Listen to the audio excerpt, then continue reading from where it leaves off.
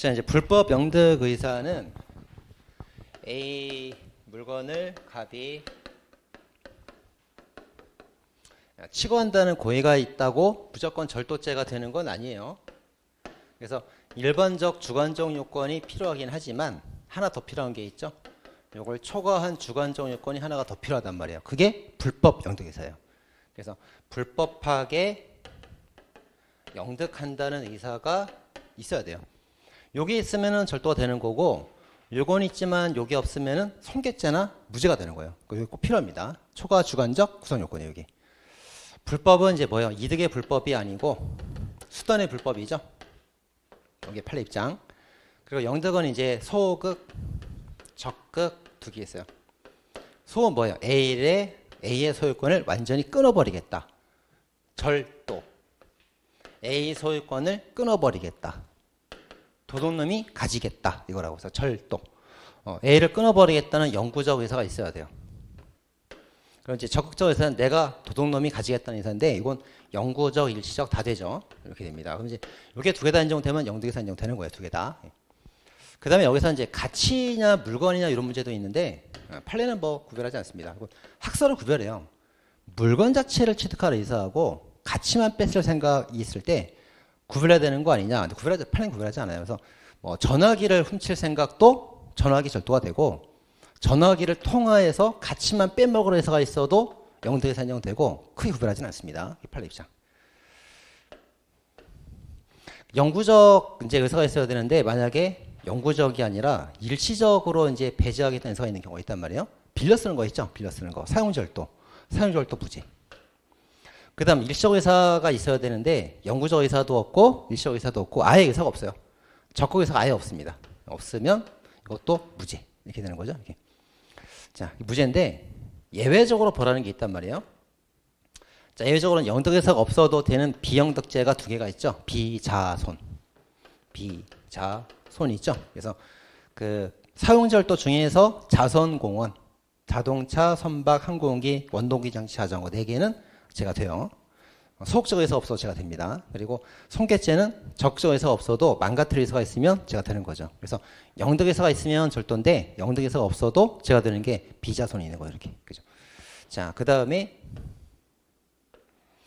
일시적 배제 의사로서 그 잠깐 빌려 쓰고 돌려주는 거 원래 무죄가 되는데, 그 잠깐 빌려 쓰고 돌려줘도 망가뜨리고 돌려주면 절도가 되기도 한단 말이에요. 뭐가 있습니까? 돈 있죠, 돈. 예금 통장이랑 지갑 판례 두 개 있어요. 두 개. 이건 절도가 됩니다. 예. 자, 그렇게 하면 되죠. 그래서 이제 불법이라는 것은 수단의 불법을 말한다. 예, 그 써 있고요.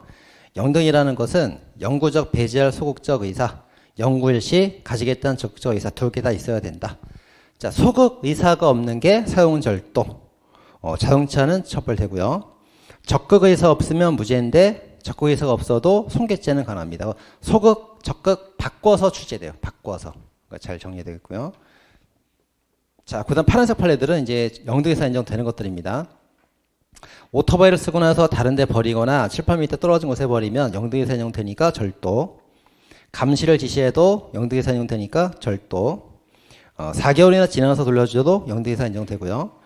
휴대폰 쓰고 제자리 말고 화분에 아무데나 던져둬도 영득의사 인정되니까 절도가 됩니다. 자, 다음. 자, 소극적 의사가 부정되는 게 사용절도예요. 소극을 적극으로 바꾸면 틀말됩니다. 자, 사용절도는 무죄가 된다. 자동차 불법 사용죄는 예외적으로 처벌된다. 그리고 쓰고 돌려줘도 죄가 되는 게 지갑이랑 통장 두 개 있습니다. 그러니까 절도예요.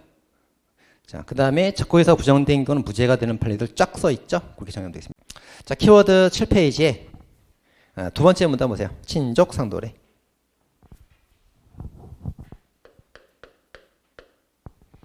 자, 친족 상도례 이제 328조의 규정이 있어요. 1항, 2항. 1항은 가족, 직계혈족 배우자, 동거친족 가족. 가족은 형면제. 형면제. 그 다음에 여기는 별거친족이죠. 별거친족 가족, 친척. 친척은 친고죄. 가족은 형면제, 친척은 친고죄입니다. 자, 사망이 있죠. 사망에는 이제 공범에게 적용되지 않는다 이렇게 되어 있단 말이에요. 그럼 이제 갑이랑 을이 공범이고 A랑 B가 피해자인데, 갑은 A랑 B랑 둘 다 친족이고 을은 B하고만 친족이에요. 그럼 친족 상도례가 적용되어서 가족이랑 친족이 되려면 피해자는 전부 다 친족이어야 돼요. 그래 들어봤습니다. 근데 공범은 따로 돌아가는 거죠. 그래서 갑은 피해자 A랑 B랑 둘 다 친족이니까 혜택을 받아요. 가족이면 면제, 친척이면 친고죄. 근데 이 사람은 B하고만 친족이고 A랑 친족이 아니잖아요. 혜택을 못 받습니다. 면제도 아니고 친고죄도 아니고 혜택이 없어. 따로 들어갑니다. 이렇게. 피해자는 다 친족이어야 돼. 공범은 따로 들어간다고. 그죠? 자, 그 다음에 328조가 이제 어디에 적용됩니까? 재산죄 적용되죠? 형법이건 특별법이건 피해 액수에 상관없이 죄의 명의 재산죄면은 다 적용되는 거예요. 근데 재산죄 중에서 안 되는 게 뭐가 있어요? 강한 중손괴파는 적용되지 않습니다. 네, 적용되지 않죠? 그리고 주거침입죄 돼야 안 돼요? 안 돼요. 재산죄가 아니니까 안 됩니다. 재산죄만 되는 거 재산죄만. 자, 보겠습니다. 자, 키워드 쭉 보세요. 328조 1항 가족은 면제, 친척은 친고죄. 적용되는 범위. 자, 재산죄라면 형법이건 특별법이건 다 적용된다. 강중손괴파는 적용되지 않는다. 자, 행위 당시 모두 친족, 피해자가 친족일 때만 적용된다. 행위 당시 기준이다. 예외가 하나 있죠. 사후 인지받으면 소급해서 친족이 되기 때문에 이거 혜택 적용됩니다. 인지 소급표만 예외가 됩니다. 그 다음 피해자가 다 친족이어야 되는데 일반적으로 소유자, 점유자 둘 다 피해자니까 둘 다 친족이어야 돼. 소유자, 위탁자 다 피해자가 친족이어야 된다고. 공갈죄도 다 친족이어야 돼요. 사기죄는 다르죠. 자, 삼각사기 같은 경우, 소동사기 같은 경우, 자, 법원을 기망한 소동사기 같은 경우 피해자만 친족이면 되고 피기망자는 법원이잖아요. 법원에 친족할 필요가 없지. 그래서 피해자만 친족이면 혜택을 받는 거예요. 그거 다릅니다. 자, 판례. 자, 사돈지간은 친족이 아니죠. 혼인무효도 친족이 아니라서 혜택을 받지 않습니다. 근데 혼인무효라고 그러면 이제 남남이니까 혜택을 받지 않는 건데 최근에 혼인무효란 말 대신에 그걸 싹 생략해버리고 이렇게 나온 적이 있어요. 사기방편의 혼인이 이렇게 나온 적이 있어요. 사기방편 혼인이 무효란 뜻이에요. 무효. 그거 알고 있어야 됩니다. 그래서 혼인무효라고 나오든가 사기방편 혼인 나오면 무효니까 남남이구나 친족이 아니구나 이렇게 풀어야 돼요. 자, 피해자 중에 친족 아닌 사람이 껴있으면 처벌되죠. 피해자 싹 다 친족이어야 돼. 자, 그 다음에 할아버지 사건이 있습니다. 자, 손자가 할아버지의 통장을 훔쳤어요. 훔친 거는 피해자 할아버지잖아요. 친족이잖아요.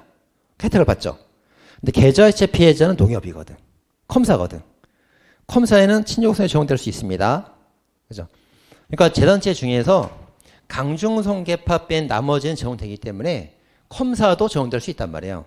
컴사도 적용될 수가 있는데 피해자가 할아버지가 아니라 농협이기 때문에 피해자가 친족이 아니기 때문에 상도례가 적용되지 않았습니다. 컴사라서 적용된 게 아니고. 그죠?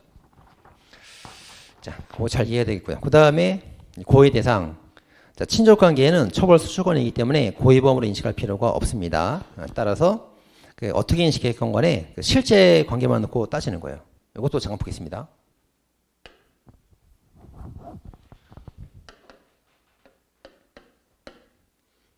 자, 갑이 이제 A한테 범죄를 저질렀어요. 그래서 이제 갑의 인식이 있고 실제가 있는데, 갑은 A가 아버지인 줄 알았는데 뭐 타인이었어.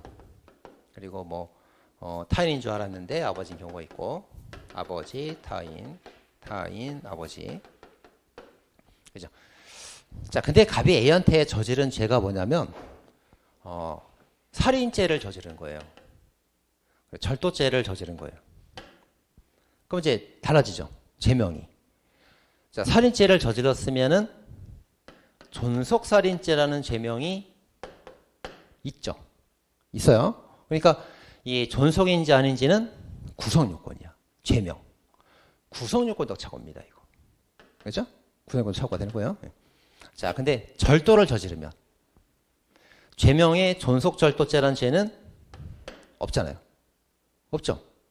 그럼 존속인지 아닌지는 뭡니까? 구성요건의 착오가 아니고 처벌조건 착오라고. 처벌조건 착오. 그죠? 아버지면 형면죄가 되고 아버지가 아니면 형제 안 되잖아요. 그러니까 구성요건적 착오가 아니고 처벌조건 착오란 말이에요. 그래서 자, 구성요건적 착오라면은 아버지인지 아닌지에 따라서 죄명이 달라져요. 죄명이 달라집니다. 이건 시험에 안 나오니까 빼고, 존속살의 결과인데 존속인 걸 몰랐으면 경한죄 인식, 중한죄 결과 15조랑 적용되니까 중한죄로 벌하지 마라. 보통살인죄로 이게 나온단 말이에요. 이게 죄명이 달라지니까. 근데 절도는 존속절도라는 구성요건이 없어요. 없으니까 이게 아버지건 타인이건 죄명은 절도예요. 절도고 구성요건, 위법성 책임 다 인정된 다음에 처벌에서만 지금 착오를 따진단 말이에요. 처벌에서만. 그때는 고인식 대상이 아니기 때문에 이 사람이 어떻게 알았건 상관없죠. 상관없고 법관이 판단해 준단 말이에요. 법관이 실제로 타인이면은 처벌하면 되고 실제 아버지면 형벌 면제하면 되는 거지. 이렇게 된단 말이에요. 그죠? 자, 그렇게 달라집니다.